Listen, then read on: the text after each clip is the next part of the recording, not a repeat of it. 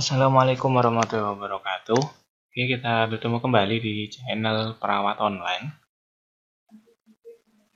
Oke, pada kesempatan kali ini kita akan melanjutkan ya latihan soal SKB khusus formasi perawat, baik yang D3 keperawatan maupun yang NES. Oke, sebelum kita masuk ke latihan soal, jangan lupa bagi teman-teman yang baru menemukan channel ini, jangan lupa subscribe ya channel Perawat Online, kemudian bisa like, bisa komen, dan share video ini. Semoga semakin banyak yang merasakan manfaat dari video pembelajaran kali ini.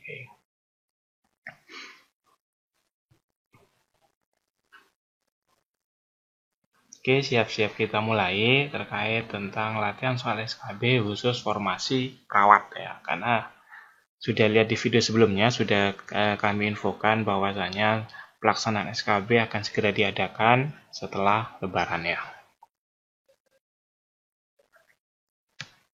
Oke, sebelum masuk ke latihan soal, ada info bimbel recommended buat teman-teman, khususnya formasi perawat ya, bimbel online SKB perawat yang gelombang kedua. Nah, via online ya, ini pembelajarannya full intensif selama 15 hari via online dengan menggunakan kelas WhatsApp ya. Nanti akan dilengkapi dengan e-book materi, ada e-book eksklusif di sana, ada videonya juga dan akses tryout online ya. Super lengkap paket ini ya.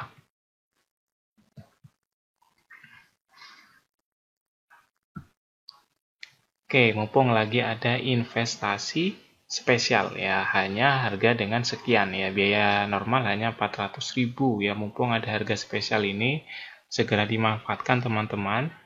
Caranya bagaimana? Caranya dengan klik link yang ada di deskripsi video ini. Nah, ini ya, ini adalah e-book yang akan teman-teman dapatkan apabila mengikuti bimbel ini ya, panduan oleh SKB CPNS Perawat. Apa saja isinya? Isi dari e-book ini adalah materi-materi SKB terbaru terkait perawat tentunya, dan materi-materi yang sering muncul pada soal SKB sebelumnya. Jadi e-book ini sangat bermanfaat sekali sebagai panduan dan pedoman teman-teman supaya bisa lolos ya. Oke, kapan mulai belajarnya? Ya sebentar lagi ya, tinggal beberapa hari lagi karena kita akan start mulai 10 Mei. Ya, kita akan start mulai 10 Mei selama 15 hari sampai 24 Mei. Ya, jadi manfaatkan mumpung kita lagi kondisi seperti ini ya, kita cukup belajar di rumah saja. Ya, belajar SKB di rumah saja. Berikut ada cuplikan kelas online-nya, nanti seperti ini ya, setiap harinya akan ada mentor yang mengisi, mentor kami minimal adalah magister keperawatan, jadi tidak perlu diragukan lagi, sangat berkompeten. Setiap harinya sesuai jadwal, selama 15 hari akan ada mentor yang mengisi, memberikan materi, kemudian latihan soal, teman-teman bisa interaktif di sana.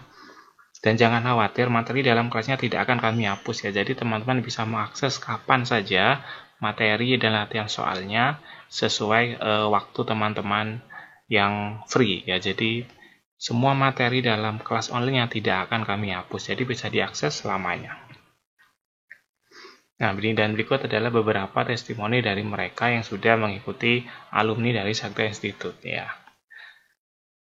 Ini beberapa testimoni mereka yang sudah menjadi lolos PNS ya. Oke, langsung saja, nanti apabila setelah melihat video ini sampai tuntas, jangan lupa langsung saja klik link yang ada di deskripsi video ini. Info lengkapnya ada di sana. Segera registrasi karena kuota terbatas dan kurang beberapa hari lagi kita akan mulai. Jangan lewatkan kesempatan emas ini ya. Oke, kita langsung masuk ke latihan pertama.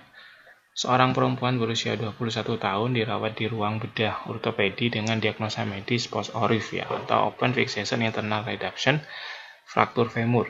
Pasien mengeluhkan kesulitan untuk melakukan pergerakan, ketidaknyamanan terhadap keterbatasan pergerakan, dan selalu membutuhkan bantuan dalam bergerak atau mengatur posisi. Apakah masalah keperawatan utama yang tepat? A. Intoleransi aktivitas, B. Hambatan mobilitas fisik, C. Kerusakan integritas kulit, D. Defisit perawatan diri, atau E. Kelemahan.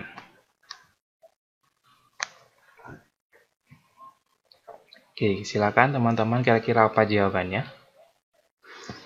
Oke, langsung saja kita bahas ya. Kita lihat gejala pasien. Gejala pasien ini ya, mengeluhkan kesulitan untuk melakukan pergerakan, ketidaknyamanan terhadap keterbatasan pergerakan. Ini sebenarnya kita sudah bisa mengambil kata kunci. Ya, jadi jelas ya jawabannya adalah yang opsi B ya, mobilitas, yaitu terkait tentang hambatan mobilitas fisik, karena dia di sini sudah jelas ketidaknyamanan terhadap keterbatasan pergerakan. Pergerakan istilahnya adalah mobilitas. Jadi jawaban yang tepat adalah hambatan mobilitas fisik. Kenapa kok tidak A? Intoleransi aktivitas. Oke, masih ingat ya ciri-ciri dari masalah keperawatan intoleransi aktivitas, yaitu adalah sesak bertambah saat beraktivitas. Ya, di sini tidak disebutkan gejala adanya sesak pada pasien saat melakukan aktivitas. Oke, lanjut soal berikutnya.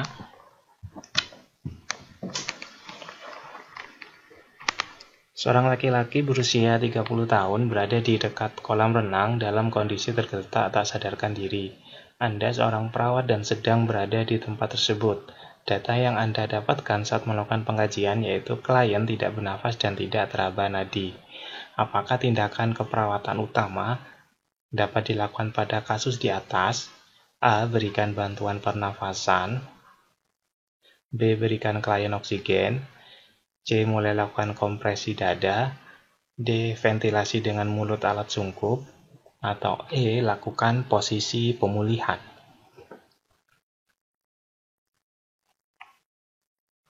Oke, kira-kira apa jawaban yang tepat pada kasus di atas? Oke, langsung kita bahas. Perhatikan gejala pada pasien ya. Pertama kali kita harus tahu gejalanya dulu ya. Tanda atau gejala pada pasien. Nah, di sini kita ambil yaitu ini. Pada saat melakukan pengkajian yaitu klien tidak bernafas dan tidak teraba nadi. Artinya sudah tidak ada nafas dan tidak teraba nadi. Ya, kira-kira apa jawabannya? Jelas ya. Jadi jawaban yang tepat adalah opsi C ya. Mulai lakukan kompresi dada. Ya, karena sudah tidak ada nafas dan juga tidak teraba adanya nadi, maka perlu dilakukan kompresi dada ya atau RCP di sana.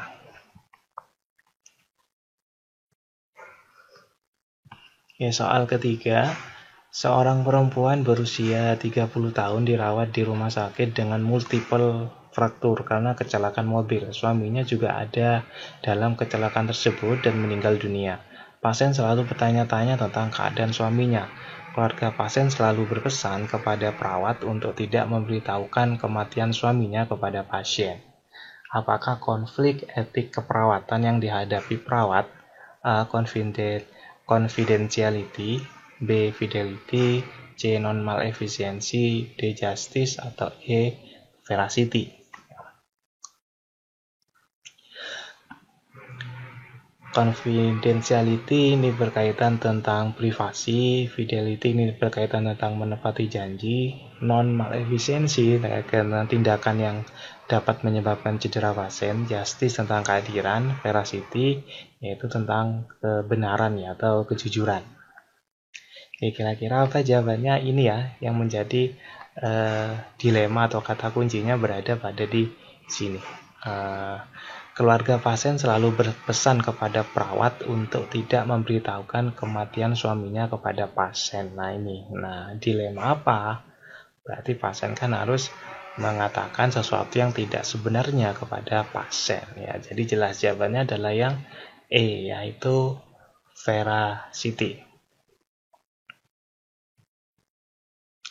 Soal keempat. Seorang laki-laki berusia 30 tahun dirawat di ruang bedah ortopedi dengan diagnosa medis fraktur femur post-orif hari ke-1. Perawat berencana untuk berkoordinasi dengan ahli fisioterapi terkait rencana program latihan resistif dan ambulasi pasien. Apakah tujuan tindakan dilakukan perawat? A. Memelihara kekuatan otot dan mencegah terjadinya kontraktur. B. Menurunkan intensitas nyeri post-op. C. Mengurangi kejadian sindrom emboli lemak. D. Meningkatkan kenyamanan pasien. Atau E. Mengurangi resiko perdarahan post-operasi. Oke, kira-kira apa jawabannya? Pertanyaannya adalah apakah tujuan tindakan yang dilakukan perawat? Apa tindakannya? Tindakannya yaitu ini ya, berkoordinasi dengan ahli fisioterapi terkait rencana program latihan resistif dan ambulasi, atau sama seperti dengan latihan room. Maka room fungsinya apa? Jelas ya, yaitu ya jawaban yang tepat yaitu opsi A ya. Untuk memelihara kekuatan otot dan mencegah terjadinya kontraktur, itu adalah tujuan dari program latihan resistif dan ambulasi pasien. Soal berikutnya. Seorang perempuan berusia 25 tahun dirawat di ruang penyakit dalam. Pasien terpasang infus RL di tangan kiri hari kelima. Hasil pengkajian yang dilakukan perawat didapatkan data tetesan infus kurang lancar, bengkak, dan kemerahan di sekitar insersi infus pasien. Apakah respon perawat yang tepat terkait kondisi tersebut? A. Menginstruksikan pasien untuk tidak banyak menggerakkan tangan yang terpasang infus. B. Mengecek posisi selang infus. C. Melakukan kompres alkohol pada lokasi di sekitar infus yang bengkak. D. Melepas insersi infus dan mengganti insersinya di tempat lain. Atau E. Mengatur tetesan infus pada posisi loose clamp. Oke, jawabannya apa?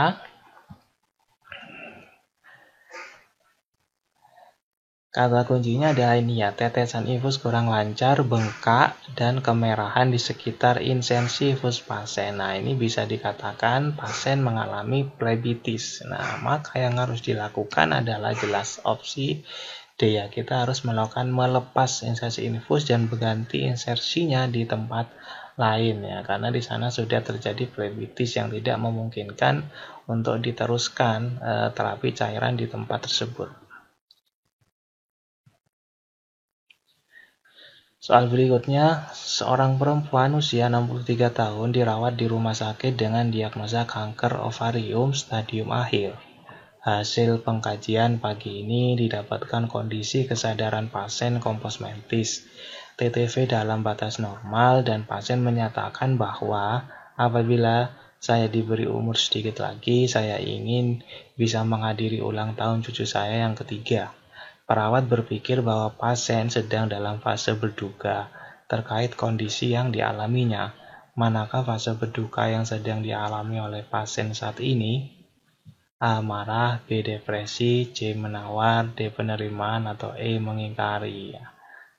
Oke, kita tahu ya, fase berduka itu ada 5 ya.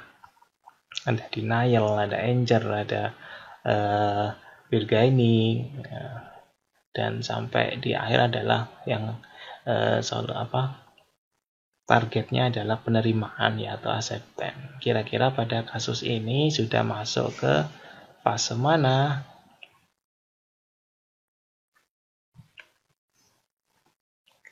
Gejala atau kata kunci yang bisa diambil adalah ini ya, perkataan pasien, apabila saya diberi umur sedikit lagi, saya ingin bisa menghadiri ulang tahun cucu saya ya. Apabila saya diberi umur sedikit lagi, artinya dia berusaha untuk menawar ya, bargaining. Berarti pada tahap apa? Pada tahap jawaban yang tepat adalah C ya, karena jawabannya adalah menawar atau bargaining.